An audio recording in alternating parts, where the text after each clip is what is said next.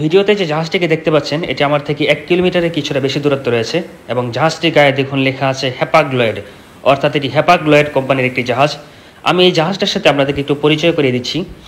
এটির দৈর্ঘ্য হচ্ছে 366 মিটার, অর্থাৎ প্রায় 1200 ফুট, এবং এটির 20 ফুট দৈর্ঘ্যের কন্টেনার ধারণ ক্ষমতা হচ্ছে 23,000, অর্থাৎ প্রায় 23,000 কন্টেনার ধারণ করার সক্ষমতা এই জাহাজটি রয়েছে।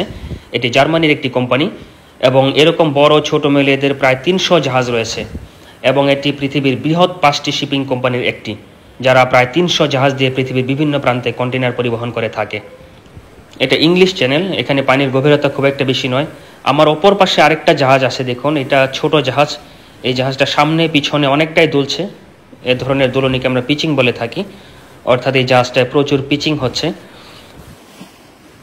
সমুদ্র কিছুটা উত্তাল এখানে, যে কারণে পিচিং আমার জাহাজে হচ্ছে এবং গোধূলি লগনের এই সময়টাতে এখানে প্রচণ্ড বাতাসও বইছে।